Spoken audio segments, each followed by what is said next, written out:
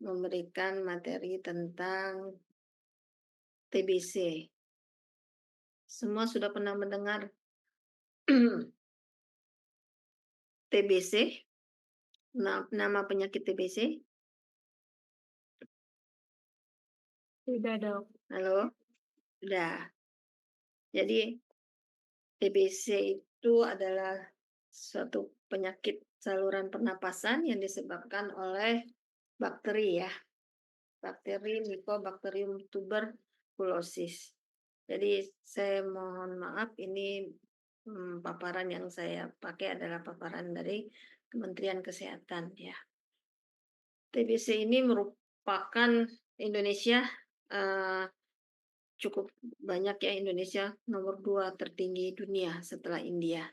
Jadi kondisi ini sungguh sangat mengkhawatirkan. Makanya Kementerian Kesehatan itu sudah mendeklarasikan eliminasi TBC pada tahun 2030. Karena sangat banyaknya kasus TBC di Indonesia. Jadi sekitar 352 per 100.000 penduduk Indonesia itu menderita TBC. Kalau secara global yang paling banyak adalah India, setelah itu Indonesia, ketiga Cina. Ya, Cina ini cukup sukses untuk mengendalikan TBC. Dulu Cina nomor 2, nomor 1 India, nomor 2 Cina, nomor 3 Indonesia. Sekarang Indonesia naik nomor 2 ya. Ini merupakan prestasi yang tidak baik ya, tidak bisa dibanggakan.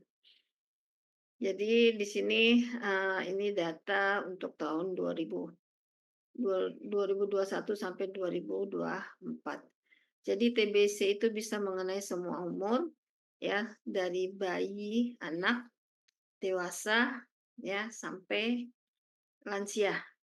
Kemudian TBC pengobatan TBC juga ada yang TBC yang jenisnya sensitif obat, kemudian ada yang resisten obat. Kalau sensitif obat biasanya kita mengenalnya dengan TBSO.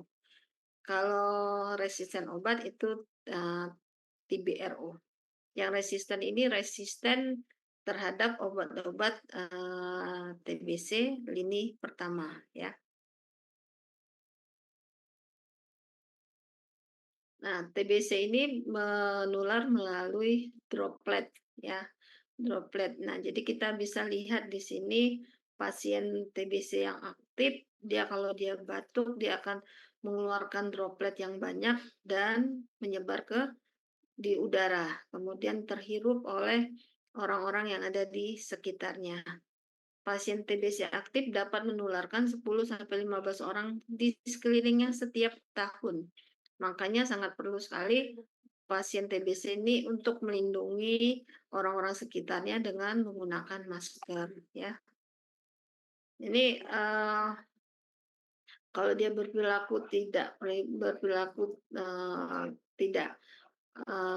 untuk melindungi TBC ini ke orang-orang sekitarnya, 10 sampai 15 orang di sekitarnya akan terkena TBC setiap tahun. Kemudian 10 sampai 15 ini akan menularkan lagi 10 dan 15 orang sekitarnya, sehingga memang TBC itu semakin lama semakin banyak.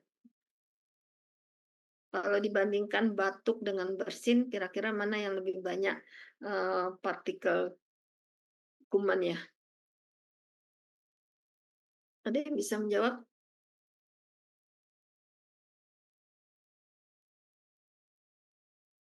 Jadi yang paling banyak adalah yang bersin ya.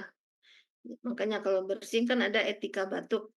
Dia harus diajarkan di puskesmas itu ada etika batuk ya. Jadi kalau batuk itu ditutup pakai tisu, kemudian tisunya dibuang ke tempat sampah atau kalau tidak memegang tisu ditutup dengan lengan bahu ya. Seperti ini ya. Nah, ini nggak boleh ya. Kalau seperti ini akan menularkan orang-orang sekitarnya.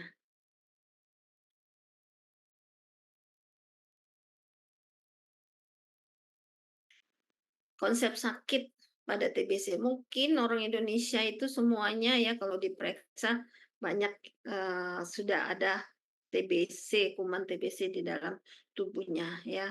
Jadi dikatakan sehat itu, semua pasien pasti semua orang di Indonesia umumnya karena saking banyaknya TBC itu bisa jadi sudah kontak ya, tapi tidak semua orang yang kontak itu akan terkena penyakit, TBC. Jadi tergantung daya tahan, pasien tersebut. Kalau dikatakan sehat dia tidak ada gejala, tapi tes tuberkulinnya atau IGRA-nya negatif. Kemudian di ronsen juga negatif. Pemeriksaan BTA, basil tahan asam, itu juga negatif. Itu dikatakan sehat. Kalau dikatakan terinfeksi atau dikatakan TB laten ya, dia tidak punya gejala, tapi, tes tuberkulin atau IGRA-nya positif, ronsen negatif, BTA atau kulturnya negatif. Nah, kemudian dikatakan sakit TBC kalau sudah ada gejalanya, kemudian TBC-nya, tes tuberkulinnya bisa positif, bisa negatif, ronsennya juga bisa positif, bisa negatif, BTA-nya juga atau kulturnya bisa ditemukan atau tidak. Jadi yang penting adalah, gejalanya, positif. Nah, di sini ada TB laten ya, TB laten di dalam tubuhnya sudah ada, bakteri Mycobacterium tuberculosis, tapi karena imunitasnya cukup baik, jadi sehingga bisa mengendalikan sehingga tidak muncul menjadi, penyakit. Jadi kuman TBC itu masuk ke dalam tubuh melalui, saluran pernapasan, melalui droplet-droplet, ya 4 sampai 6 minggu dia masuk ke dalam tubuh.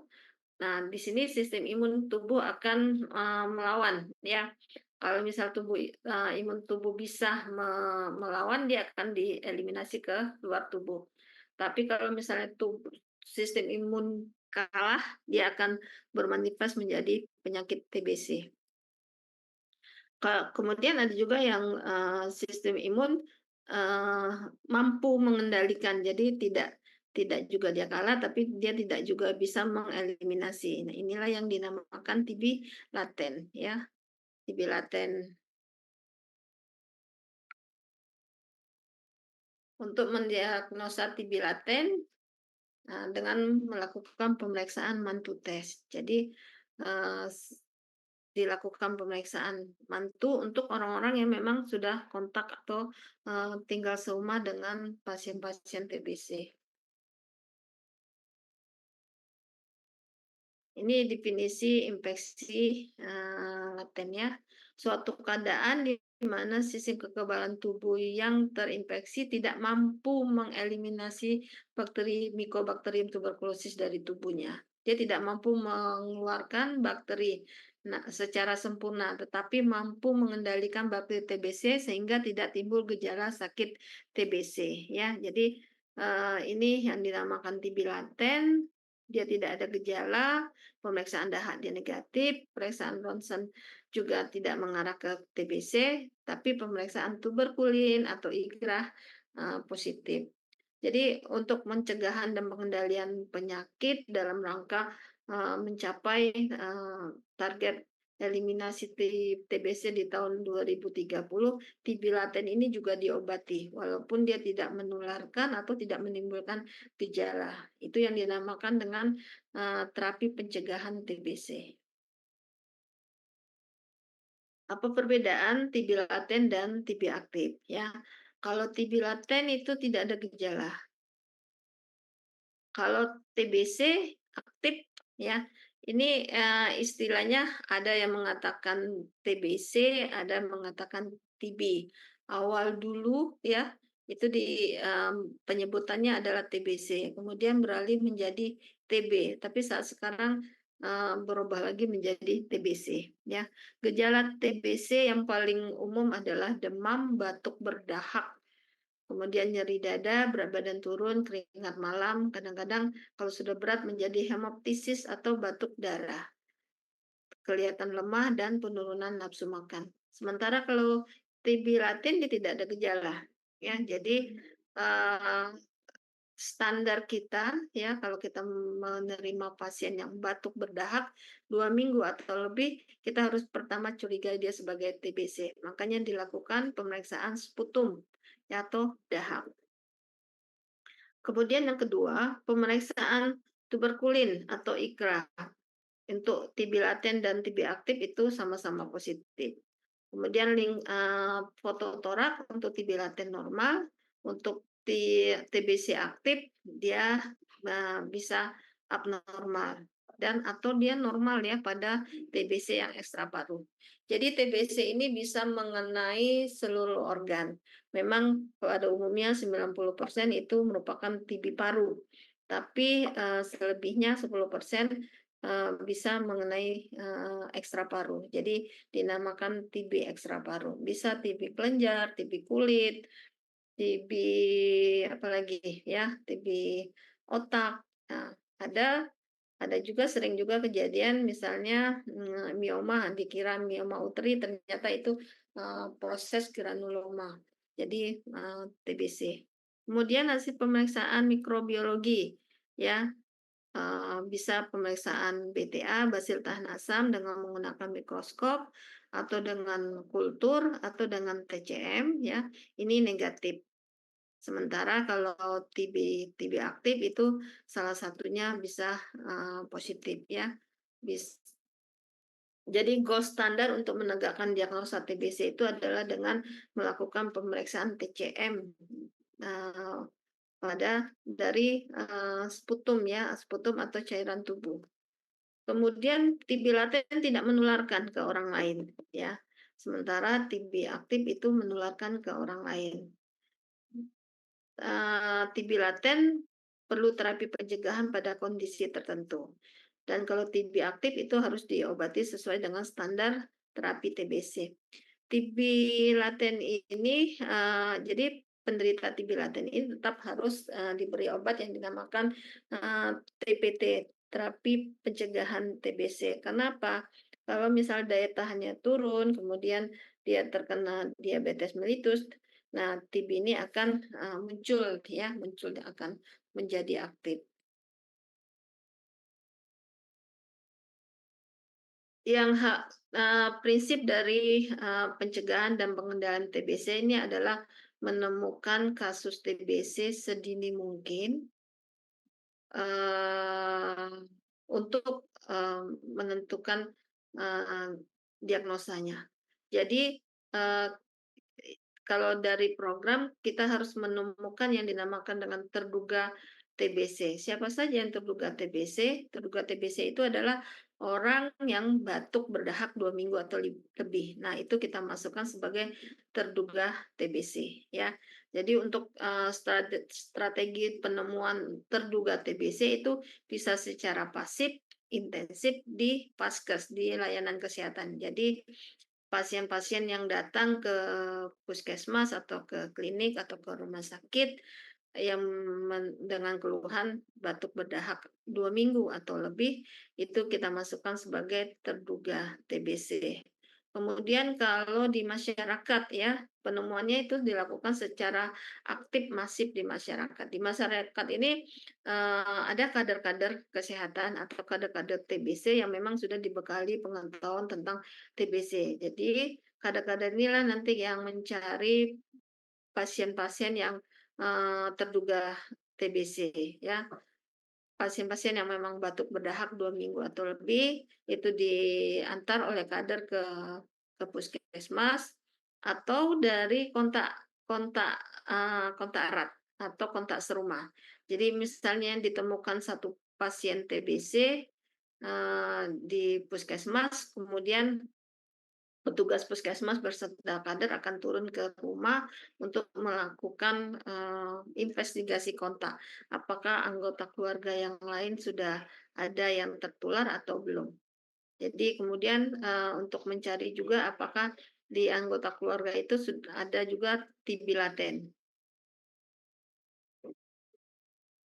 Ya, jadi, formulir pencatatan dan pelaporan untuk program TB ini sudah standar seluruh Indonesia.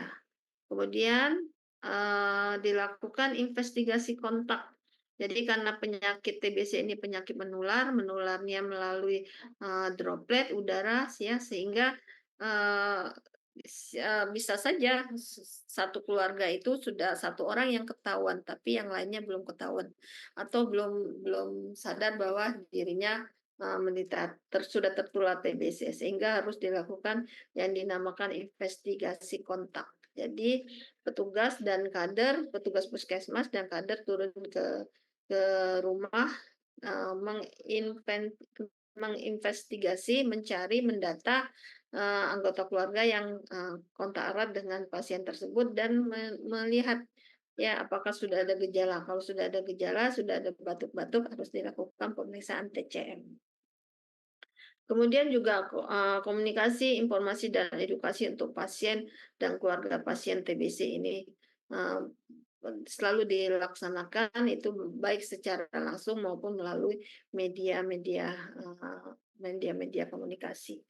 Kemudian pengendalian faktor resiko. Nah, faktor resiko ini termasuk kondisi rumah, ya. Jadi kondisi rumah yang kurang sehat, kondisi rumah yang, sirkulasi udaranya, tidak baik, tidak ada jendela, kemudian yang, sangat padat, ya, dalam satu rumah itu terdapat misalnya 10 orang dengan rumah yang kecil, ya, itu juga merupakan faktor risiko.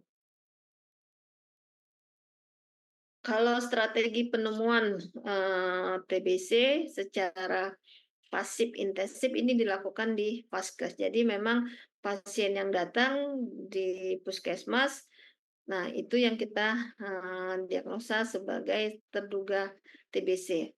Penemuan terduga TBC secara pasif adalah suatu upaya menemukan terduga TBC yang dilakukan melalui pemeriksaan pasien yang datang ke fasilitas kesehatan. Pelayanan kesehatan terutama pada penyandang DM, ya. Jadi ada kolaborasi, TBC dengan DM, kolaborasi, TBC dengan HIV, atau dengan pekerja-pekerja migran Indonesia. Jadi, eee semua pasien, DM itu harus dilakukan screening TBC, ya, setiap dia berkunjung ke puskesmas. Kemudian semua pasien ODIP, orang dengan HIV, juga harus dilakukan screening, TBC, karena ini erat kaitannya, di mana imunitas yang menurun itu meningkatkan resiko untuk tertular TBC. Penemuan terduga TBC secara pasif dilakukan di seluruh unit layanan fasilitas kesehatan melalui jejaring internal layanan kesehatan. Jadi, eee, semua yang batuk berdahak 2 minggu atau lebih itu kita kita diagnosa sebagai terduga TBC dan dilakukan pemeriksaan TCM, ya, untuk menentukan apakah pasien itu bisa ditegakkan, penderita TBC. Atau pasien-pasien DM dan pasien-pasien ODA ini selalu dilakukan screening untuk menentukan, apakah mereka, sudah mengidap TBC atau belum. Kemudian penemuan kasus secara aktif masif di masyarakat. Upaya penemuan terduga TBC secara aktif dilakukan melalui kegiatan screening secara sistematik terhadap populasi berisiko di luar fasilitas pelayanan kesehatan. Kegiatan penemuan terduga TBC secara aktif ada yang bersifat rutin seperti investigasi kontak atau IKA dan yang bersifat khusus yaitu screening TBC yang dilakukan secara masif. Penemuan terduga TBC secara aktif dilakukan antara lain pada populasi umum. Jadi untuk yang penemuan aktif masif pada populasi khusus ini yang pernah kami lakukan adalah di lembaga permasyarakatan, ya. Kemudian di panti atau di pondok yang memang, populasinya padat dan, berkumpul, ya. Upaya penemuan terduga TBC secara aktif pada populasi umum dapat dilakukan secara massal pada seluruh populasi dan secara selektif pada populasi wilayah dengan beban TBC yang tinggi. Untuk Kota Jambi setiap, kelurahan itu sudah ada pasien TBC-nya. Penemuan kasus secara aktif masif di masyarakat pada populasi yang berisiko, ya, itu, dilakukan pada kontak serumah atau kontak erat. Jadi kontak serumah itu adalah orang-orang yang tinggal serumah sama penderita TBC. Kemudian kontak erat ini mungkin dia tidak serumah, tapi dia berkontak erat seperti rekan kerja, rekan kantor, dan sebagainya. kemudian pekerja yang berisiko silikosis, kemudian warga binaan pemasyarakatan, tunawisma atau pengungsi.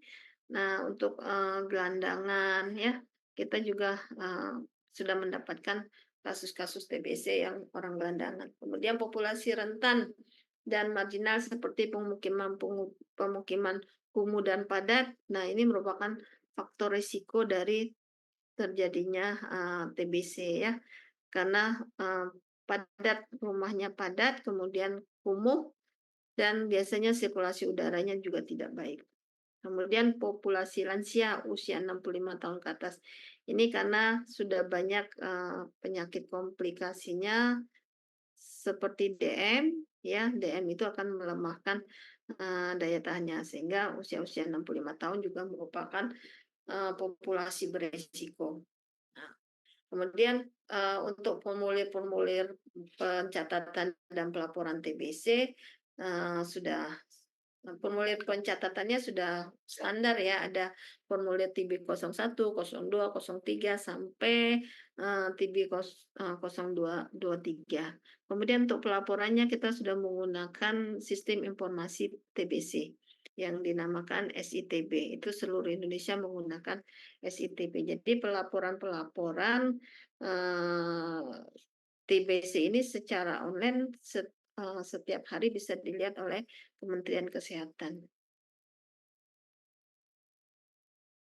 Kemudian, kegiatan investigasi kontak ini sangat penting sekali untuk memutus rantai penularan. Karena kalau tidak dilakukan investigasi kontak, tidak dicari, eee, pasien lain yang ada, itu akan terjadi, pingpong fenomen ya. Jadi yang pasien yang sakit kita obati, sementara dia sudah menularkan ke keluarganya yang lain, atau sudah TB laten, ya. Kemudian, nanti yang kita obati ini sehat, nanti periode yang lainnya lagi, nanti yang lain akan, muncul penyakit karena sudah tertular lebih dahulu. Sehingga itu akan, seperti pingpong fenomen tidak selesai-selesai. Makanya harus dilakukan investigasi kontak. Investigasi kontak adalah kegiatan penemuan kasus TBC dengan cara mendeteksi secara dini dan sistematis terhadap orang yang kontak dengan pasien TBC dan memutus rantai penularan TBC di masyarakat. Jadi, tujuan dari investigasi kontak ini adalah menemukan kasus lain, kasus TBC lain, serta memutus rantai penularan. Sasaran investigasi kontak adalah seluruh kontak dari indeks kasus ya. Indeks kasus ini merupakan orang yang menderita penyakit TBC. Bisa yang terkonfirmasi bakteriologis, terkonfirmasi klinis, TB paru dan ekstra paru dan TBC anak. Jadi untuk mendiagnosa TBC ini ada yang dinamakan TB bakteriologis atau TBC klinis. TB bakteriologis itu adalah pasien TBC yang memang sudah ditemukan bakterinya ya, Mycobacterium tuberculosisnya sudah ditemukan. Baik itu ditemukan melalui pemeriksaan TCM atau kultur atau pemeriksaan, BTA, baksil tahan asam yang, dilihat di bawah mikroskop. Kalau kita ketemu, bakterinya bisa kita lihat, itu dinamakan, terkonfirmasi bakteriologis.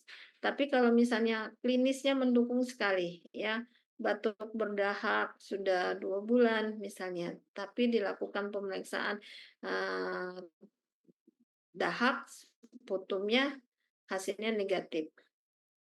Kemudian diperiksa ronsen, ronsen mendukung untuk terjadinya, untuk menegakkan diagnosa TBC, itu dinamakan konfirmasi, klinis atau TBC klinis.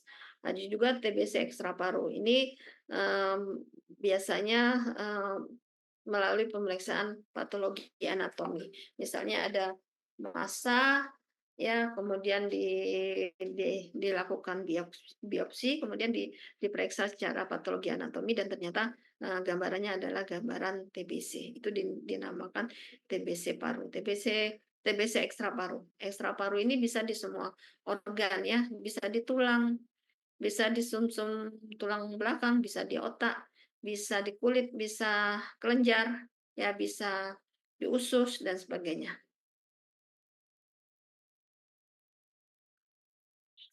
Jadi pada saat kita melakukan investigasi kontak ini minimal ya, minimal kita menemukan atau mencari 8 orang yang kontak ya. Jadi, kalau misalnya dalam satu rumah itu kurang dari 8 orang, kita harus mencari di lingkungan sekitarnya yang memang, kontak atau sering kontak dengan pasien tersebut, atau di tempat kerjanya, minimal 8 orang. Makin aktif pasien TBC tersebut secara sosial tentunya, kontaknya akan lebih banyak ya. Petugas Vaskes atau kader harus menggali atau mengisi form screening secara jelas, lengkap, dan langsung pada saat investigasi kontak dengan menggunakan form TBC TB 16K. Jadi untuk, formulir-formulir pencatatan pencatatan nanti bisa dilihat di puskesmas kalau sudah turun, magang atau koas di puskesmas. Jadi tujuan dari investigasi kontak ini juga satu menemukan TBC laten. Nah, TBC laten ini tadi sudah dijelaskan, gejalanya belum ada, tapi kumannya sudah ada di dalam tubuh, sudah ada reaksi, imunologinya. Kemudian mencegah penularan TBC kepada orang serumah atau kontak lain. Kemudian mencari sumber penularan pada TBC anak. Anak kalau kalau tegak, diagnosa TBC anak ya, kita harus mencari siapa yang menularkan ke anak tersebut. Karena apa? Karena anak ini TBC anak umumnya dia, mendapatkan, penularan, bukan dia menularkan. Karena anak umumnya, refleks batuknya itu, belum belum sebaik orang dewasa, sehingga dia tidak batuknya itu tidak jarang ya, jarang bisa, mengeluarkan dahak yang banyak. Sehingga kalau ketemu anak, kita harus mencari sumber penularannya. Kalau ketemu TBC dewasa, kita harus mencari siapa saja yang sudah ditularkannya. Ya, kemudian memutus rantai penularan TBC di masyarakat. Kemudian memberikan QE, komunikasi, informasi dan edukasi pada kontak erat indeks kasus untuk segera memulai pengobatan jika terdiagnosa TBC dan memulai, TPT, terapi pencegahan pada kontak serumah. Jadi pada investigasi kontak ini, eee, orang serumahnya atau, kontak eratnya kita, anamnesa dulu. Kalau sudah menunjukkan gejala batuk, berdahak, kita harus ambil putumnya untuk dilakukan pemeriksaan TCM. Kalau tidak ada gejala, kita lakukan tes mantu ya. Tes mantu itu dengan menyuntikkan tuberkulin intrakutan. Kemudian kita tunggu, sekitar 72 jam. Kemudian dilihat apakah ada, pembentukan indurasi ya, indurasi bukan kemerahan, indurasi lebih dari 10 milimeter. Kalau lebih dari 10 milimeter artinya, tes mantunya positif.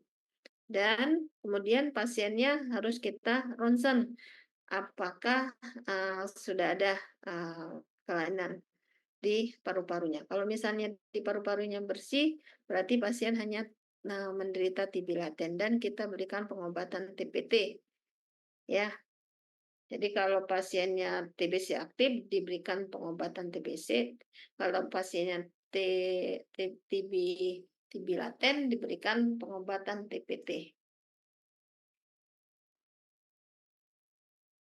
Ini, eee, alur petugas kesehatan atau kader dalam melaksanakan investigasi kontak dan pemberian TPT, terapi pencegahan tuberkulosis ya. Jadi, harus puskesmas, petugas puskesmas dan kader membuat jadwal untuk turun bersama ke rumah pasien TBC atau kasus indeks. Minimal mereka mencari 8 orang kontak ya. Kemudian, dilakukan screening pada kontak tersebut. Di sini algoritmanya ini dibagi usia 5 tahun ke bawah atau usia dia di atas 5 tahun atau lebih. Kalau usia di bawah 5 tahun ya, dia kontak, dengan pasien TBC, bakteriologis, jadi dia harus dirujuk ke rumah sakit untuk dilakukan dirujuk ke puskesmas atau ke Vaskes untuk dilakukan screening TBC ya. Apakah dia ada gejala atau tidak ada gejala. Kalau dia ada gejala dilakukan, pemeriksaan, nah ditegakkan diagnosa. Kalau anak di bawah 5 tahun ini dengan scoring ya. Kemudian kalau dia tidak ada gejala dilakukan, terapi pencegahan. Kalau di atas usia 5 tahun atau lebih, kontak serumah tanpa gejala TBC dirujuk ke puskesmas untuk dilakukan, dilakukan mantu tes ya. Ini kan oleh kader ya, jadi kader itu merujuk ke puskesmas untuk, yang tidak ada bergejala tapi dia kontak serumah untuk dilakukan, penyuntikan mantu tes. Kemudian dinilai apakah dia TB laten ataukah, sudah menderita ataukah, masih sehat. Kalau dia tidak ada batuk, tapi ada faktor risiko dan gejala lain ya. Gejala lain ini di sini adalah gejala ekstra paru, kemudian dirujuk ke vaskes. Kalau dia batuk dirujuk ke vaskes. Ya, ini alur untuk, kader.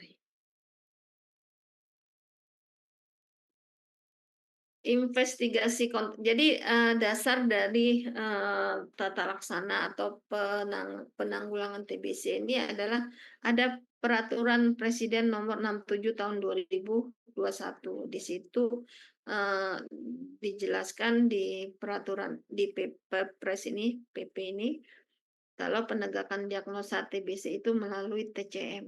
Ya, kalau sebelumnya masih menggunakan pemeriksaan mikroskopis dengan mikroskop menemukan basil tahanasam.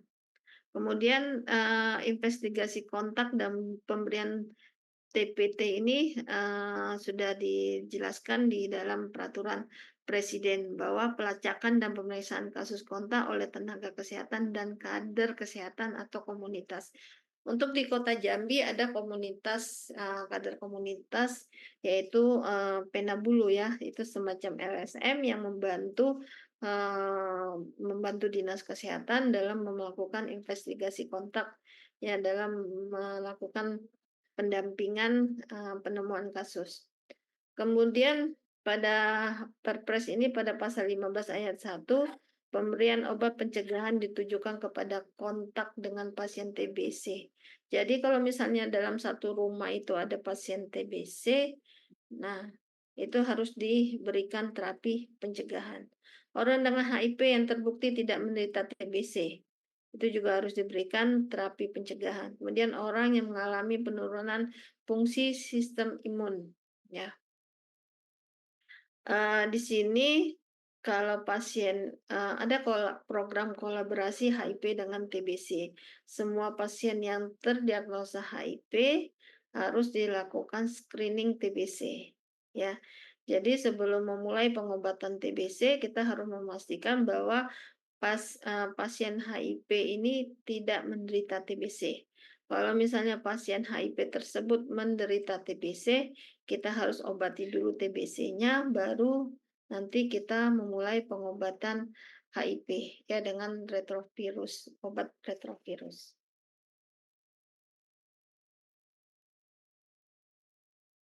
Eee, ini jenis investigasi ada 2 macam, investigasi kontak aktif dan investigasi kontak pasif. Investigasi kontak aktif adalah kegiatan untuk meningkatkan penemuan kasus TBC dan infeksi laten TBC dengan cara mendeteksi secara dini dan sistematik terhadap orang yang kontak dengan sumber infeksi TBC. Jadi orang yang kontak dengan pasien yang sudah ditegakkan sebagai pasien TBC. Kegiatan berupa kunjungan rumah yang dilakukan oleh petugas dan atau kader di layanan puskesmas. Kemudian kalau yang pasif, investigasi kontak secara pasif juga biasa dikenal dengan kontak invitation. Petugas kesehatan akan mewawancarai kasus indeks untuk mengidentifikasi kontak serumah dengan menanyakan berapa jumlah dan usia dari orang yang tinggal serumah dengan kasus indeks. Kontak diminta untuk datang ke Pasienkes bersama dengan kasus indeks saat jadwal follow up kasus indeks berikutnya. Biasa dilakukan pada layanan rumah sakit. Jadi kalau investigasi kontak aktif itu dilakukan oleh kader dan puskesmas. Karena apa? Karena puskesmas mempunyai wilayah kerja. Jadi satu puskesmas itu ada wilayah kerja yang menjadi tanggung jawabnya. Sementara kalau rumah sakit, dia tidak punya wilayah kerja. Jadi sehingga rumah sakit itu tidak bisa turun ke lapangan untuk melakukan investigasi kontak. Sehingga yang dilakukan rumah sakit adalah meminta eh, kasus indeks atau pasiennya membawa anggota keluarganya yang kontak ke rumah sakit untuk dilakukan pemeriksaan, untuk dilakukan invitasi kontak ya. Ini, koordinasi dari puskesmas ya. Pada saat sekarang bukan hanya puskesmas saja yang melayani, pengobatan TBC, penemuan dan pengobatan TBC. Kita di Dinas Kesehatan Kota Jambi sudah melibatkan seluruh Vaskes ya. Nah, klinik, puskesmas, klinik, kemudian dokter praktek mandiri dan rumah sakit ya. Jadi, Vaskes ini sudah dilakukan pelatihan atau dilakukan OJT, kemudian, mereka melakukan penemuan kasus dan pengobatan kasus sesuai dengan yang sudah diajarkan pada saat pelatihan. Kemudian semua kasus, penemuan kasus, kemudian kasus yang diobati semuanya dilaporkan di SITB ya. Jadi SITB ini sudah standar secara nasional.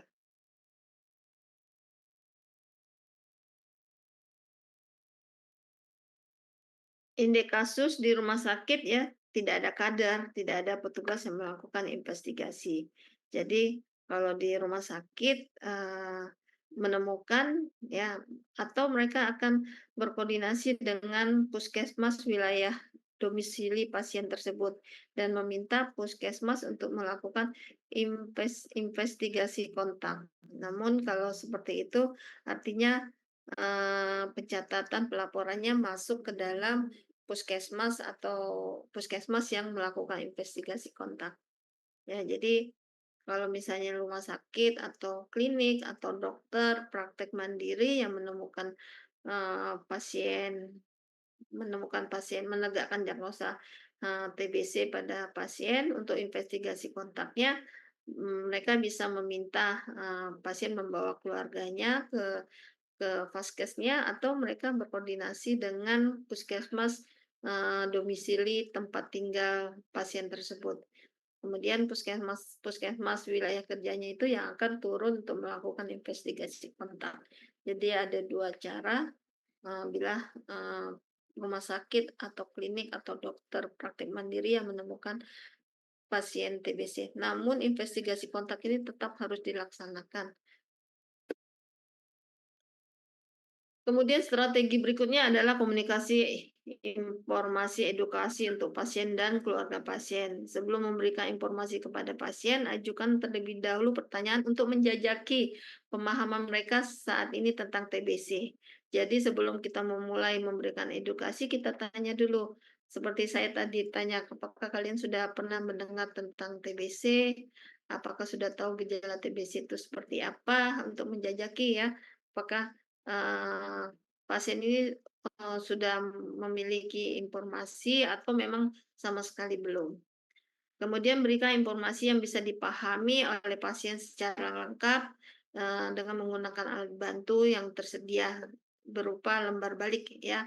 Diupayakan ada lembar balik atau leaflet atau poster ya untuk memberikan, informasi ke pasien. Jadi kalau hanya mendengarkan saja sekitar 25% sampai 30% pasien itu menangkap. Tapi kalau dia mendengarkan, kemudian dia melihat, gambar-gambar, dia bisa menangkap, eee, 45-60% ya. Pesan yang perlu dikomunikasikan pada pasien dan keluarga pasien TBC. Yang pertama, apa itu penyakit TBC ya. Penyakit TBC adalah penyakit yang menyerang saluran pernapasan disebabkan oleh kuman, disebabkan oleh bakteri yang namanya Mycobacterium tuberculosis ya. Penyakit TBC ini sifatnya kronis dan dia bisa menularkan ke lingkungan sekitar melalui droplet atau percikan dahak atau ludah. Kemudian perlunya kepatuhan berobat secara tepat waktu. Nah, tepat dosis, tepat cara. 3T termasuk resiko apabila tidak minum obat sesuai dengan petunjuk petugas. Jadi karena TBC ini merupakan penyakit kronis, makan obatnya cukup lama, sekitar 6 bulan, dan harus di bawah pengawasan yang orang yang dinamakan pengawas menelan obat. Karena kalau dia makan obat tidak sesuai aturan, dia punya resiko untuk menjadi gagal pengobatan atau malah menjadi MDR, resisten obat. Jadi, diberikan pemahaman dulu kepada pasien itu bahwa, berobatnya itu harus teratur ya, sesuai dengan petunjuk dari petugas dan agak lama, 6 bulan ya. Kemudian pemeriksaan tindak lanjut secara rutin, kemudian efek samping obat yang terjadi selama pengobatan dan tindakan harus dilakukan. Jadi kalau dia menemukan efek samping, dia merasakan efek samping, dia harus segera mencari pengobatan ke puskesmas, balik lagi ke puskesmas atau ke vaskes yang memberikan pengobatan. Kemudian juga dijelaskan obat-obat TBC ini memang ada juga efek sampingnya. Seperti rifampicin itu, bisa menyebabkan urin itu berwarna kemerahan. Jadi kalau kita tidak sampaikan sebelumnya kepada pasien, pasien minum obat kemudian dia lihat kencingnya merah, tentunya dia akan khawatir, ya. Kemudian perilaku hidup bersih dan sehat pada pasien TBC. Jadi, PHBS ini sangat perlu sekali diajarkan kepada pasien, terutama tentang etika batuk, ya. Kemudian kontak kader atau kontak komunitas pendamping pasien bila pasien memerlukan bantuan. Nah, karena kita ada komunitas Pena Bulu yang melakukan pendampingan setiap biasanya kita kenalkan pasien itu sama pendampingnya, ya. Jadi kalau ada apa-apa dia bisa berkomunikasi dengan pendamping. Informasi tentang sistem pendampingan pasien TBC oleh petugas kesehatan dan komunitas. Kemudian faktor risiko TBC seperti HIV, DM, anak, dan lansia. Jadi populasi-populasi berisiko HIV ini ya DM, anak, dan lansia. Jadi kalau dia dalam satu keluarga ada populasi risiko ini, pasien TBC tersebut harus lebih hati-hati dengan Eee, pencegahan penularannya harus dilakukan lebih baik. Kemudian pencegahan stigma dan diskriminasi pasien TBC serta hak pasien TBC ini harus dijelaskan bahwa TBC ini merupakan penyakit yang bisa disembuhkan dengan makan obat teratur. Jadi bukan merupakan penyakit kutukan atau sebagainya ya, selama dia, masih positif atau dia potensi menularkan, dia menggunakan masker itu tidak menjadi masalah. Jadi jangan sampai stigma masyarakat mengucilkan pasien TBC sehingga pasien TBC ini tidak mau berobat atau putus berobat. Kemudian pengendalian faktor risiko ya, pencegahan dan pengendalian risiko bertujuan mengurangi sampai dengan mengeliminasi penularan dan kejadian sakit TBC di masyarakat. Upaya yang dilakukan adalah pengendalian bakteri TBC. Nah, pengendalian bakteri TBC ini seperti apa ya? Ya kita, kalau memang pasiennya sakit TBC ya menggunakan masker, atau orang-orang yang memang sedang daya tahan menurun ya, pada daerah-daerah kerumunan, pada daerah publik yang menggunakan masker. Pengendalian faktor risiko individu ya, pasien-pasien DM, pasien-pasien anak ya, lansia atau pasien-pasien, orang dengan HIV. Pengendalian intervensi daerah berisiko penularan, misalnya di daerah pemasyarakatan (LP), kemudian di pesantren ya yang pesantren atau di asrama ya, kemudian dilakukan pencegahan dan pengendalian infeksi ya. Setidaknya kamar atau ruangan itu harus berganti sirkulasi udaranya, dibuka jendela ya, kemudian, kalau tidak ada jendela, mmm, menggunakan kipas angin ya, kipas angin supaya terjadi pengenceran udara, sehingga kalau misalnya ada yang batuk, terjadi pengenceran. Partikelnya tidak terlalu besar yang terhirup oleh, orang lain. Penegakan diagnosa TBC itu dilakukan pertama dengan anamnesis ya. Anamnesis ini mencari gejala apa, apakah batuk 2 minggu berdahak ya atau lebih. Kemudian apakah ada kontak kontak dengan pasien TBC. Pada anak-anak ya, misalnya, kontak dengan pasien TBC, ibunya, bapaknya, kakeknya, atau sebagainya, dalam scoring-nya itu, scoring, penegakan diagnosa TB anak itu skornya langsung 2. Jadi pada scoring anak itu scoring-nya 3 ya, kalau kontak dengan pasien TBC itu scoring-nya 3, sementara ditambah dengan yang lain. Eee, Dia 6 atau lebih sudah, bisa ditegakkan diagnosa TBC anak. Jadi kalau misalnya mantu tesnya positif, itu sudah 3, kemudian ditambah dengan kontak dengan, orang yang positif, TBC itu sudah 6. Jadi sudah ditegakkan TBC anak. Kemudian dilakukan pemeriksaan fisik, ya, formulir penegakan diagnosis, cara pengumpulan contoh uji dahak, jenis pemeriksaan laboratorium, dan sebagainya. Jadi, penegakan diagnosisnya dengan, dahak ya, sputum dengan TCM. Gejala utama batuk TBC. Gejala tambahan berat badannya turun tanpa penyebab atau tidak naik atau nafsu makan turun, demam yang tidak diketahui penyebabnya, badan lemas, lesu, sering berkeringat malam tanpa kegiatan. Jadi udaranya dingin, ya dia berkeringat malam. Kemudian sesak napas tanpa nyeri dada, ini sudah berat. Ada pembesaran kelenjar getah bening di leher atau di ketiak. Ini pada umumnya pada anak ya. Kalau anak juga diperiksa pembesaran kelenjar, getah bening, biasanya di daerah leher. Kalau, pembesaran kelenjar getah beningnya itu lebih 2 sentimeter atau lebih, itu pada anak sudah masuk dalam scoring-nya kalau nggak salah 2 ya. Gejala-gejala tersebut dapat dijumpai juga pada penyakit paru selain TBC, seperti bronkiekstasi, bronkitis kronis, asma, kanker paru, dan lain-lain. Makanya penegakan diagnosa TBC ini dengan TCM, pemeriksaan TCM dari sputumnya. Pemeriksaan fisik pada, dewasa ya. Pemeriksaan fisik ini untuk membedakan antara TB paru atau TB ekstra paru, ya. Kalau TB ekstra paru diperiksa apakah ada pembesaran kelenjar di leher, pembekakan sendi, tulang, serta adanya tuka pada kulit. Ini cara pengumpulan dahak, ya. Jadi memang dahak yang diperiksa, kualitas dahak yang baik, volumenya 3 sampai 5 mililiter, kemudian mukopurulen, agak kental ya. Eee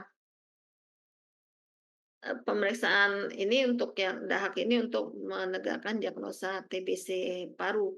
Kalau yang ekstra paru, cairannya ya non dahak ya, bisa cairan lambung, bisa cairan, cerebrospinal atau cairan sinovial kalau misalnya, TB sendi ya, biopsi, atau aspirat kelenjar getah bening, jaringan, bal, cairan pleura. Jadi, eee, macam-macam bisa ditegakkan, bisa yang ekstra paru atau yang paru, ya.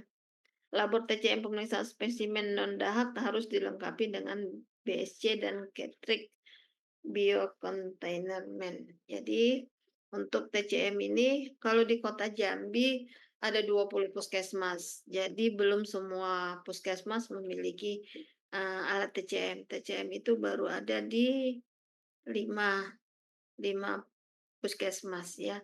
Simpang 4 Sipin, Payus Lincah, kemudian Pakuan Baru, kemudian di Rumah Sakit Manap dan di Rumah Sakit Matahir. Jadi untuk puskesmas-puskesmas yang lain yang tidak punya alat TCM, kami membuat, satelit-satelit. Jadi puskesmas-puskesmas yang dekat, dia akan merujuk ke puskesmas TCM. Jadi misalnya puskesmas Pakuan Baru ada alat TCM. Nah, puskesmas di sekitarnya, misalnya Puskesmas Kebun Kopi, Puskesmas Palmerah 1, Palmerah 2. Nah, mereka menemukan terduga TBC, kemudian, mengambil dahaknya, ya, kemudian mengirim ke Puskesmas, eee, Pakuan Baru. Jadi, memang belum semua puskesmas memiliki alat, TCM tersebut. Ini alat TCM ya, kalau dulu kalau untuk penegakan diagnosa harus menggunakan alat TCM ya, tapi selanjutnya dilakukan follow up ya, makan obat, fase intensif dan fase, lanjutan. Untuk fase intensifnya itu makan obat, TBC itu OAT, obat anti tuberkulosis itu 2 bulan, kemudian setelah itu dilakukan pemeriksaan follow up. Nah, untuk follow up ini, menggunakan mendeteksi dengan pemeriksaan PTA dengan menggunakan mikroskop. Jadi untuk diagnosa, eee, bakteriologis menggunakan TCM ya saat sekarang. Tapi untuk follow up-nya baru menggunakan, pemeriksaan mikroskopis basil tahan asap.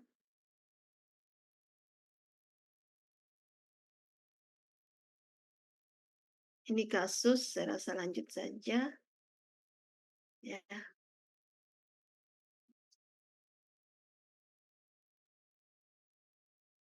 TBC ini terbagi 2 ya, ada yang TBC sensitif, ada yang TBC, resisten. Yang resisten itu makan obatnya lebih panjang, waktunya, kemudian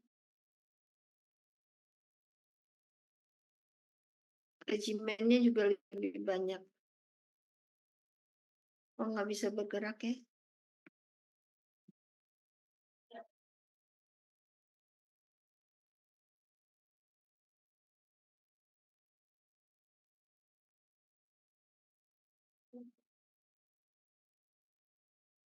Oke, eee, masih mendengarkan?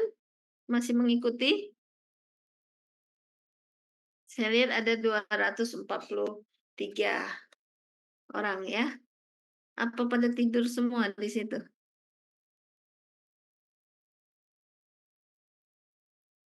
Ayendri, Alparas, siapa lagi? Jessica, Wanda, Putri C. Sinaga, Piranti Khairunisa, Cahya Kamila, dari keperawatan ya, Dina Sofia Rahmawati. Jadi ini bukan semuanya mahasiswa kedokteran ya? Izin ya, Ibu. Hah? Dari semua ini ya, semua, bagian ya? Iya, Dok. Iya, dokter. Lutfia Lutfia Jasman, dari apa nih, fakultas apa? Izin dari keperawatan, Dok. Keperawatan. Oka Rahma, Izin, Dok, dari farmasi. Farmasi. Meisa Febrina, Meisa Febrina dari mana? Izin dok dari keperawatan. Perawatan. Nazil Rizky Nandita, Izin dari kedokteran dok. kedokteran. Semester berapa? Izin semester 7 dokter. Semester 7 ya. Muhammad Faiz, Izin dokter, saya dari kedokteran dokter. Rehan Tufail Akbar. Oh iya, kalian sudah tahu belum saya? Saya belum mengenalkan diri tadi ya. Saya dokter Rini Kartika. Jadi sudah lama saya menjadi dosen di sana, di FKIK dari 2010 ya. Saya sehari-hari bekerja di Dinas Kesehatan Kota Jambi di Kota Baru. Ya, kebetulan sebagai Kepala Bidang Pencegahan dan Pengendalian Penyakit di Kota Jambi. Ya, nanti kalau misalnya sudah koas akan ketemu dengan saya ya. Dan saya dosen di IKM. Rahel Situmeang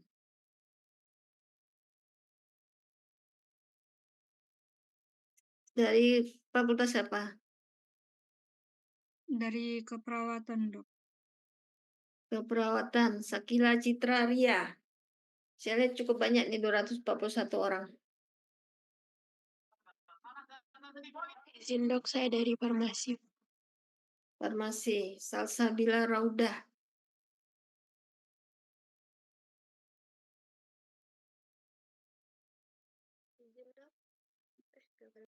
Dari mana Salsabila? Mana hilang Salsabila? Ainil Wazna. Izin dokter dari kedokteran dok. Dari mana ininya? Daerahnya? Dari Jam. Iya dari Bungo dokter. Oh, dari Bungo.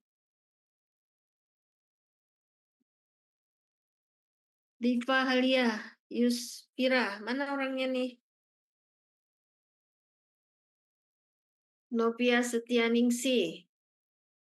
Nggak ada orangnya. Dini Aminarti. Izin dokter dari keperawatan dok. Keperawatan ya. Nop. Ini siapa nih? Padahal nggak ada orangnya nih. Aprilia Naza Pratiwi. Musia Ramadhani Putri. Ini kosong, nggak ada orangnya. Elia Eka Saputri, keperawatan, nggak ada orangnya juga. Reni Masruroh. Niken Nita. Dok.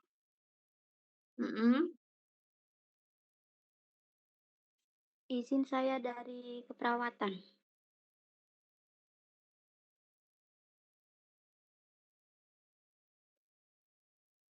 Oke.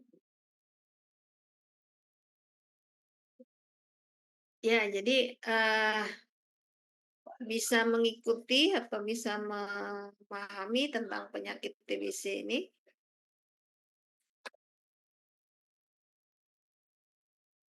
Saya rasa bisa ya, karena yang saya kasih juga tidak terlalu mendetil ya. Prinsipnya adalah TBC itu adalah penyakit yang mengenai saluran pernapasan dan organ-organ lain. Ya, TBC bisa mengenai paru atau ekstra paru.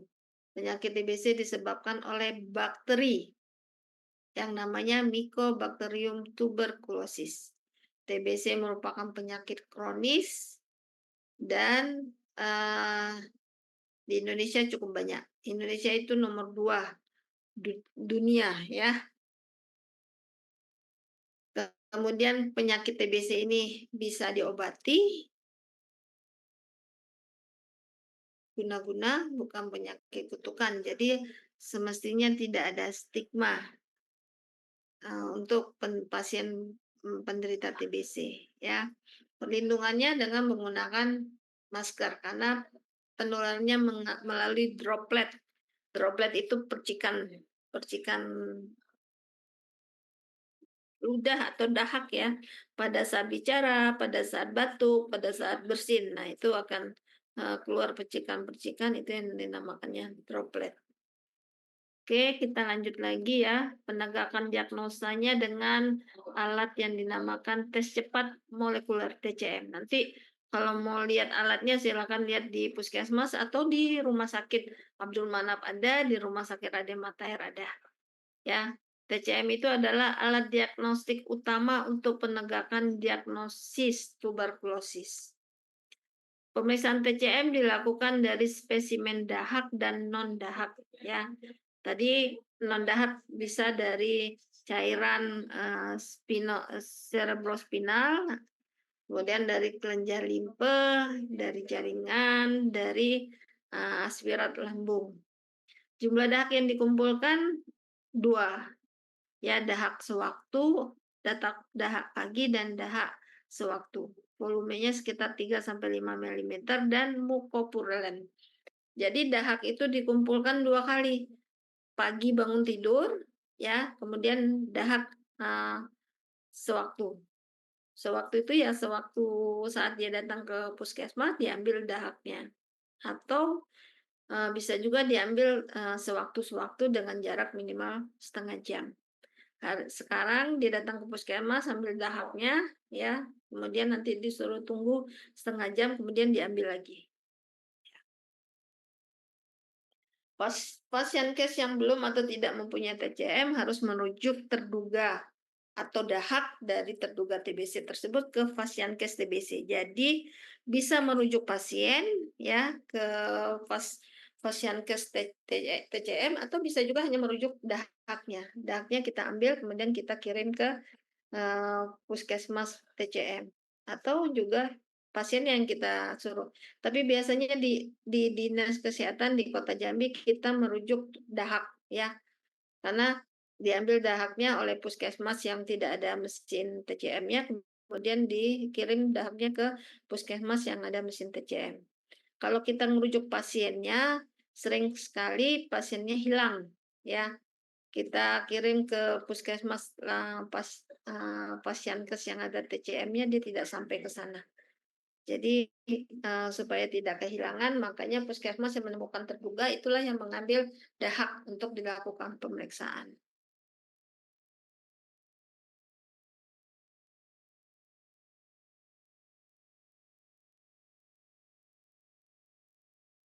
Ini penegakan alur diagnosanya saya rasa terlalu rumit sekali ya, karena tidak semuanya fakultas kedokteran.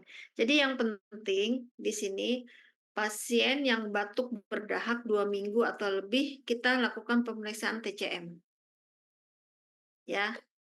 Dari TCM ini nanti keluar hasilnya.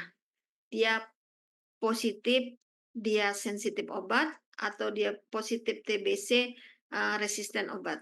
Nah, dari situ nanti baru diberikan pengobatan.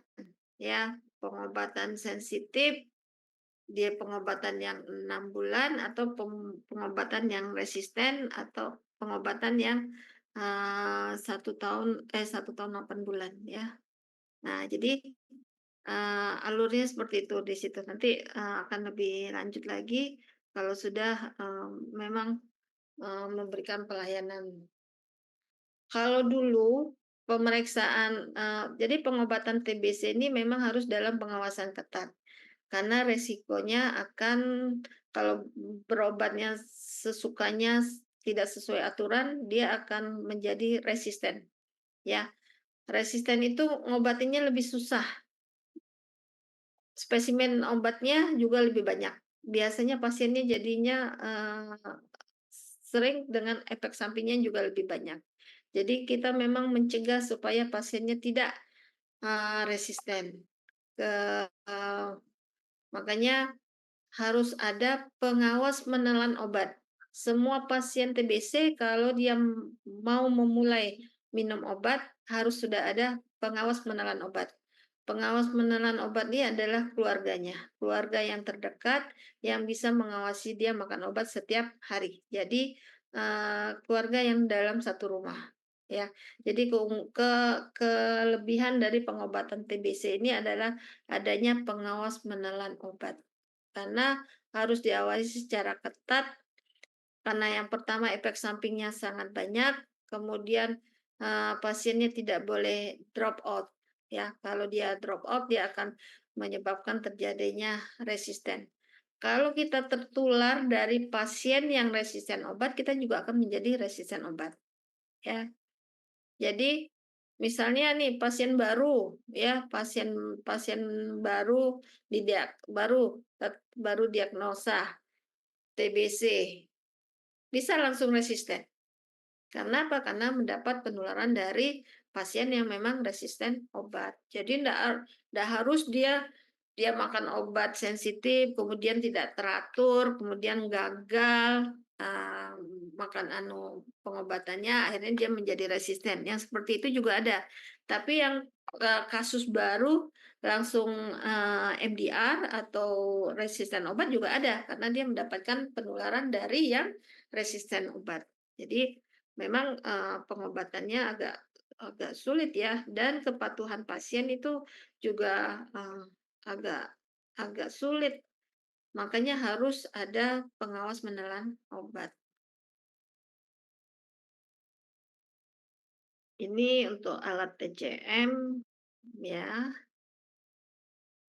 Nah, ini selain dari Perpres juga ada SE dari Dirjen P2P ya untuk pengobatan TBC. Jadi kalau ada terduga TBC, batuk 2 minggu atau lebih, lakukan pemeriksaan TCM. Ya. Di sini terduga TBC pada pasien ODIP, terduga TBC pada pasien anak, terduga TBC pada pasien ekstra paru, terduga TBC tanpa riwayat pengobatan sebelumnya, terduga TBC dengan riwayat pengobatan sebelumnya lebih dari 5 tahun.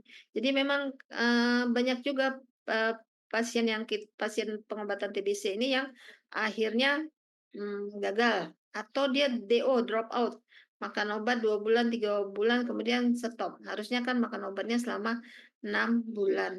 Nah, tapi sekarang ada jenis pengobatan baru dari TBC, makan obat itu 4 bulan, jadi tidak 6 bulan lagi. Pengobatan TBC ini dinamakan short course, pengobatan jangka pendek. 6 bulan itu jangka pendek, ya sekarang 4 bulan jangka pendek. Karena zaman dulu pengobatannya 2 tahun, jadi dibandingkan 2 tahun, 6 bulan itu sudah lebih pendek, ya.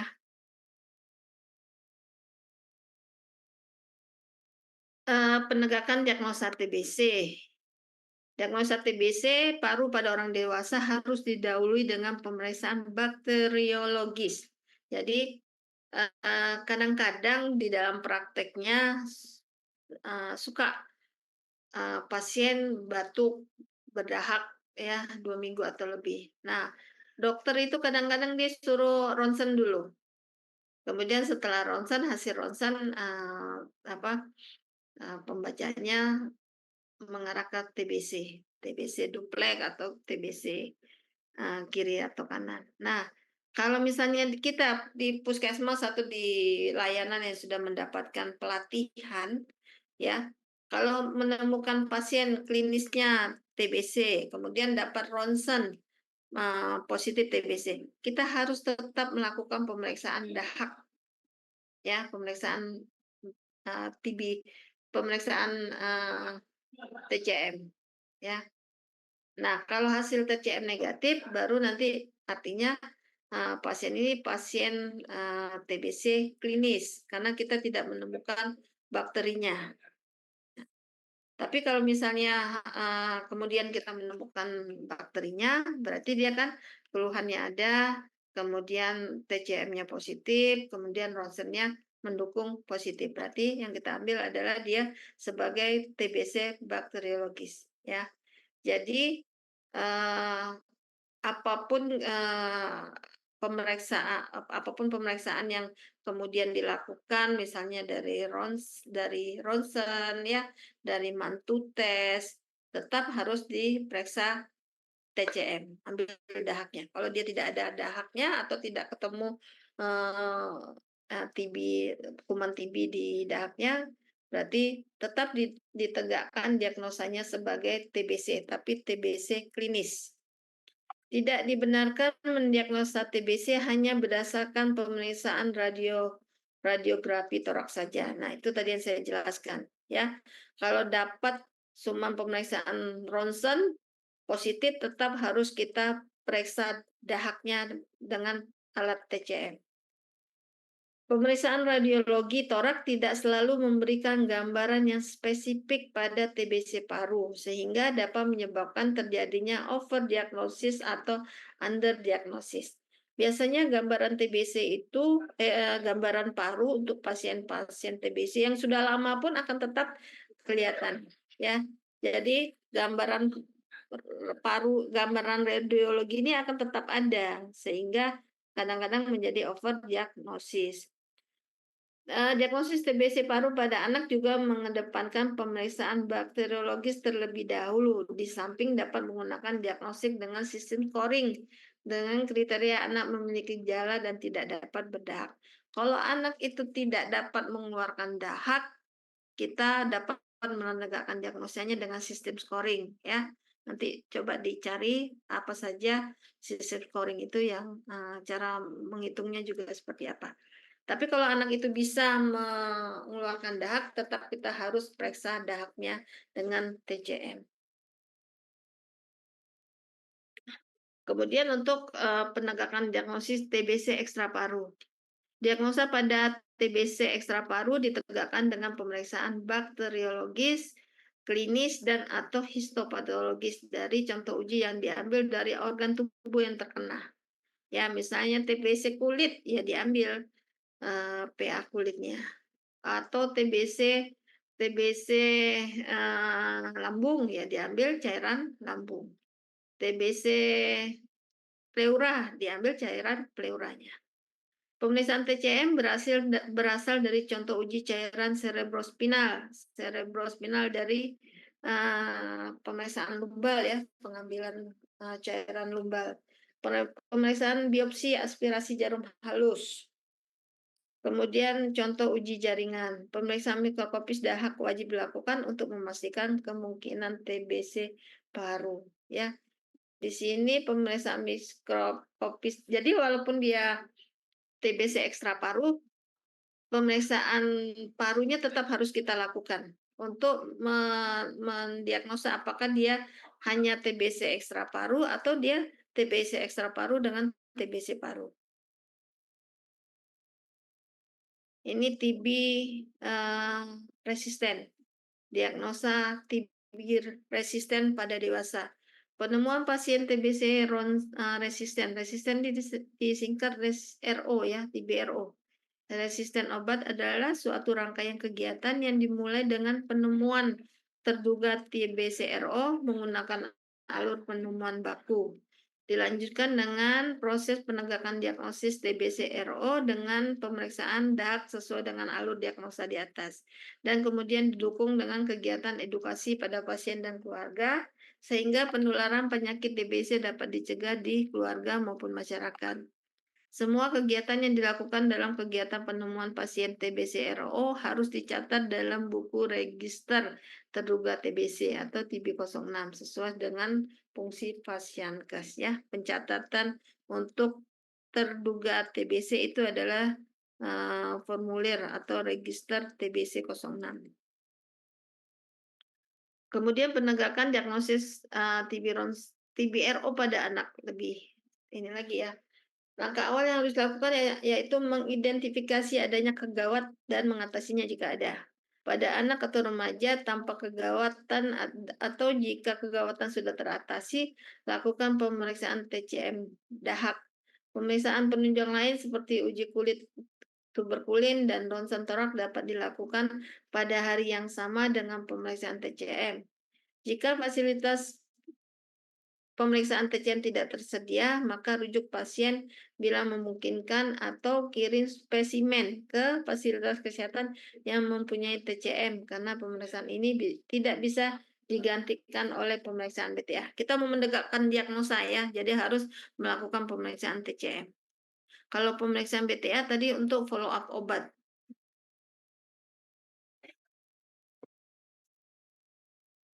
Diagnosa TBRO pada anak. Pada setiap anak dan remaja yang diduga TBRO, nah kalau anak dan remaja ini umumnya mendapatkan penularan dari pasien yang juga TBRO, sehingga dia juga nanti menderitanya jadi TBRO juga. Diperlukan 2 spesimen dahak dengan kualitas yang bagus. Kualitas dahak yang baik adalah mukopurulen. Ya, mukopurulen itu agak kental ya, kental berwarna agak kekuningan dengan volume 3 sampai 5 ml. Dahak dapat berasal dari pengambilan sewaktu pagi sewaktu atau sewaktu-sewaktu. Nah, tadi kalau sewaktu itu saat ditemukan itu suruh ambil dahak. Ya, dikeluarkan dahak itu namanya sewaktu. Kalau pagi itu bangun tidur. Bangun tidur diambil dahak itu adalah dahak sewaktu. Jadi bisa dahak itu diambilnya sewaktu pagi sewaktu atau sewaktu-sewaktu. Sewaktu-sewaktu ini dengan jarak minimal 1 jam ya dari pengambilan dahak pertama. Dahak pertama diperiksa TCM, sedangkan dahak lainnya, dahak kedua akan disimpan jika diperlukan pengulangan TCM, yaitu jika terdapat hasil indeterminan atau invalid atau error atau no result, serta pada hasil rifampicin resisten pada anak atau remaja dengan risiko rendah TBC-RO. Hasil pemeriksaan TCM dapat berupa MTB detect resistant rifampicin resistant atau MTB detect rifampicin sensitif. MTB detect rifampicin intermediate atau MTB not detect dan hasilnya gagal.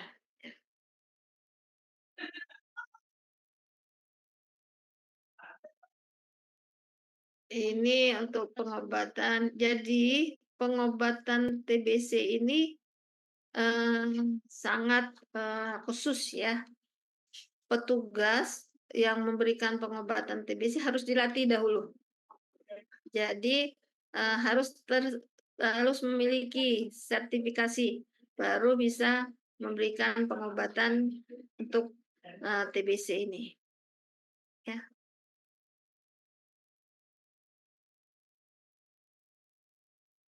Nah, ini tentang resisten ya. Kalau resisten itu bisa di monoresisten. Jadi pengobatan TBC itu bukan hanya satu regimen obat. Minimal ada 3 regimen obat ya. Yang biasanya rifampicin, INH, etambutol dan pirazinamid. Jadi memang pengobatan TBC ini kombinasi polifarmasi ya.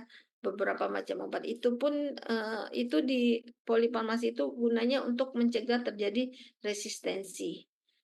Nah, dikatakan monoresisten kalau resistennya satu obat lini pertama. Ya, lini pertama itu apa saja? INH, rifampicin, etambutol, pirazinamid. Itu adalah lini pertama. Poliresisten, resistennya lebih dari satu obat lini pertama selain INH dan rifampicin. Misalnya resisten INH dengan etambutol.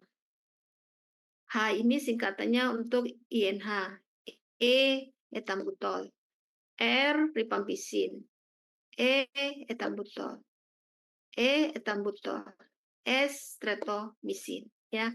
Jadi dia resisten obat lini pertama, tapi lebih dari satu. Kalau yang mono tadi hanya satu. Multidrug MDR ya, multidrug ini dinamakan MDR. Resisten terhadap INH dan rifampicin dengan atau tanpa resisten terhadap OAT lini pertama yang lain. Misalnya resisten terhadap INH dan rifampicin. HRE, INH, rifampicin, etambutol. HRES, INH, rifampicin, ethambutol, streptomycin, ya. Ada yang dinamakan pre-XDR, ya, TBC MDR atau TBC RR yang disertai resisten terhadap salah satu obat dari golongan chloroquinolone, ya. Ciprofloxacin, golongan ciprofloxacin ini lebih parah lagi, ya, pre-XDR. Terus ada yang dinamakan XDR, extensively drug resistant XDR. Ini resisten MDR, MDR berarti INH dan rifampicin, kemudian ditambah dengan golongan chloroquinolone dan setidaknya satu obat dari golongan A, bedaquiline dan linezolid. Ya, jadi ini lebih sulit lagi mengobatinya, ya. Kemudian ada TB resisten rifampicin. Yang sekarang kita obati adalah TB MDR, ya, multi drug resistant. Nah, TCM itu kelebihannya dia bisa mendiagnosa sensitif rifampicin atau resisten rifampicin. Makanya digunakan TCM. Bukan lagi penegakan diagnosa dengan mikroskopis.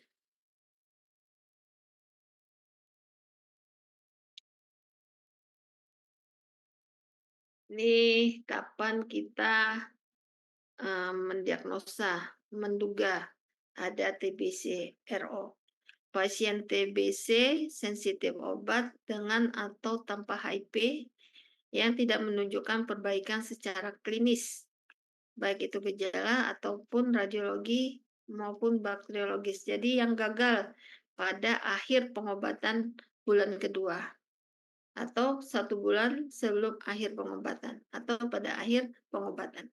Kalau yang pengobatan sensitif obat itu dibagi 2 fase. Fase awal dan fase lanjutan. Fase awal itu makan obat setiap hari, selama 2 bulan. Ya, sebelum pengobatan kan periksa dahak dengan TCM. Kemudian positif, berarti tegak diagnosa TBC. Kemudian makan obat setiap hari selama 2 bulan. Nah, sebelum akhir bulan kedua dilakukan pemeriksaan mikroskopis, ya, ternyata masih positif. Kemudian klinisnya tidak berkurang, radiologisnya juga tidak membaik. Itu yang kita katakan terduga TBC RO. Ya, baru kita lakukan pemeriksaan. Sebenarnya kalau TBC sensitif obat, dia makan obat TBC itu 1 bulan sudah ada perbaikan. Ya, klinisnya berkurang, keluhannya berkurang, berat badannya akan meningkat. Tapi kalau tidak ada perbaikan, kita akan curiga bahwa dia adalah terduga TB resisten. Kemudian juga yang kita duga TBC ronsen memiliki gejala TBC disertai 1 atau lebih kriteria berikut. Kontak erat dengan pasien TBC RO, ya. Makanya pasien TBC RO dia juga akan menularkan ke orang lain kuman yang resisten obat juga. Kemudian kontak dengan pasien TBC sensitif obat yang meninggal akibat TBC-nya gagal pengobatan atau tidak patuh pada pengobatan TBC. Umumnya pasien TBC ini memang tidak patuh, ya. Mungkin karena dia bosan, mungkin karena makan obatnya terlalu banyak, atau mungkin terlalu panjang makan obatnya, atau mungkin karena efek sampingnya. Jadi memang keluarga harus mengawasinya dengan ketat kalau memang ingin satu keluarga itu sehat. Kemudian memiliki riwayat pengobatan TBC sensitif obat atau resisten obat sebelumnya. Ya, jadi gagal pengobatan.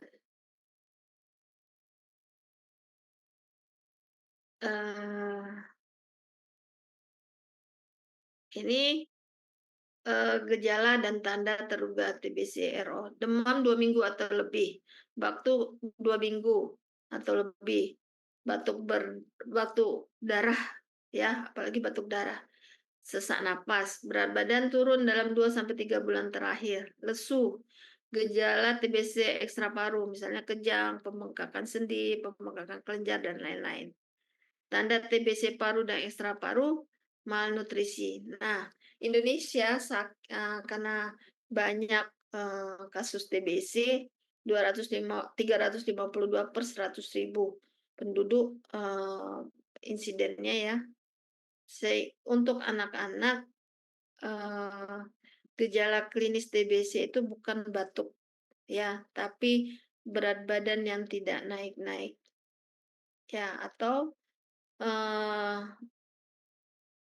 anak-anak yang stunting juga kita periksa TBC ya. Jadi untuk anak-anak khasnya berat badan yang tidak naik atau gizinya yang tidak baik ya. Kemudian ada distres nafas, TBC ekstra paru itu terjadi penurunan kesadaran ini biasanya pada ensefalitis atau TBC yang berat ini pada anak bisa diatasi dengan imunisasi BCG ya. BCG itu adalah imunisasi yang diberikan pada anak usia sebelum 2 bulan untuk mencegah terjadinya TBC ya. Maksudnya imunisasi ini untuk mencegah terjadinya TBC berat pada anak ya, pada bayi. Namun kalau daya tahannya turun, gizinya tidak baik, dia tetap bisa menderita TBC, tapi TBC-nya TBC ringan ya. Ini pemeriksaan untuk TBC resisten ya, bisa TCM ya. Ini alur TBC-RO. TBC-RO ini sangat kompleks sekali pengobatannya. Ya, penegakan diagnosanya juga. Saya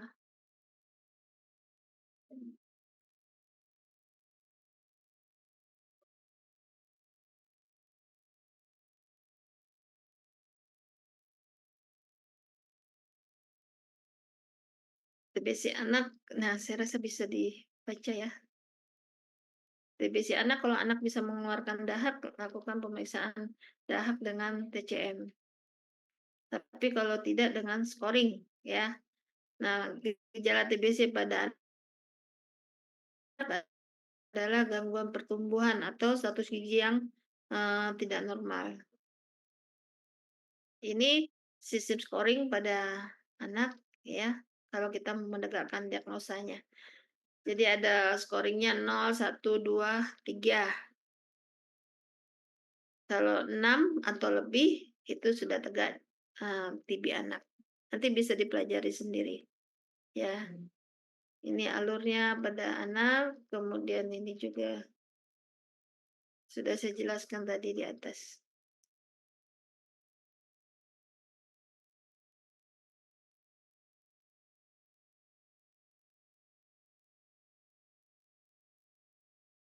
Nah,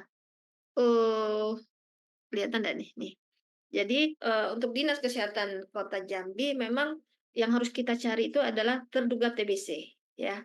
Jadi sebanyak-banyaknya menemukan terduga TBC orang yang batuk, berdahak 2 minggu atau lebih, atau anak yang pertumbuhannya status gizinya tidak baik ya.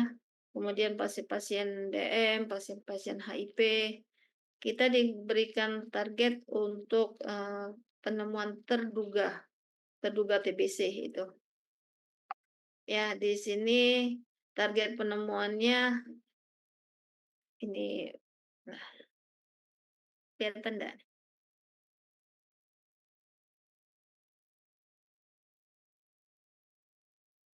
Ya, 13.621 yang harus kita lakukan penemuan terduga. Ya, saat sekarang baru tengah tahun ya, Agustus. Ini data akhir Juli. baru 7.321, baru 53,75. Harusnya dilakukan 100%. Ya, semua pasien terduga TB harus kita periksa, itu sebanyak 13.000. Nah, jadi itulah tugas puskesmas, ya, baik yang datang pasien berobat ke puskesmas, ya, ke klinik, ke dokter praktek atau ke rumah sakit. Kita sudah latih semua tenaga kesehatan, dia Paskes bisa mendiagnosa terduga TBC. Kemudian ada alurnya bagaimana untuk menegakkan TBC itu. Nah, ini perkiraan kasus TBC itu di Kota Jambi 2.803, ya. Untuk tahun ini kita baru ketemu 1.284. Kalau tahun kemarin 2.803, target ketemunya 2.400, sekitar 2.400. Jadi memang cukup banyak di Kota Jambi. Ya. Mungkin itu yang bisa saya sampaikan mengenai TBC di Kota Jambi.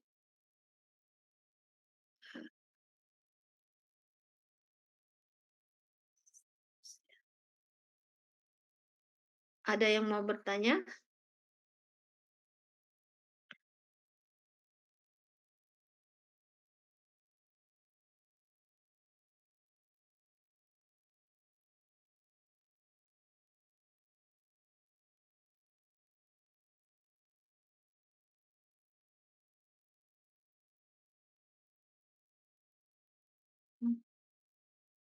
Ada yang mau bertanya?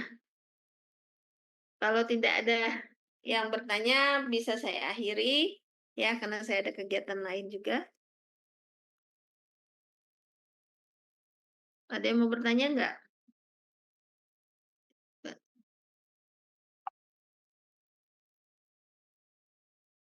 Masih ada 221 mahasiswa. Dari 221 nggak ada yang mau bertanya.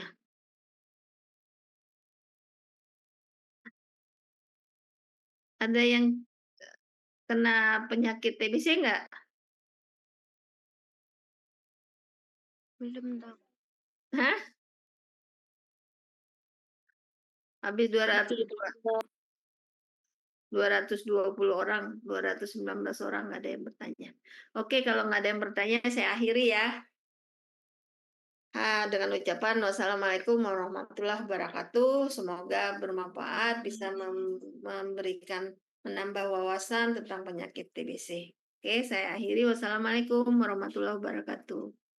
Waalaikumsalam warahmatullahi wabarakatuh. Terima kasih, Dok. Terima kasih, dokter.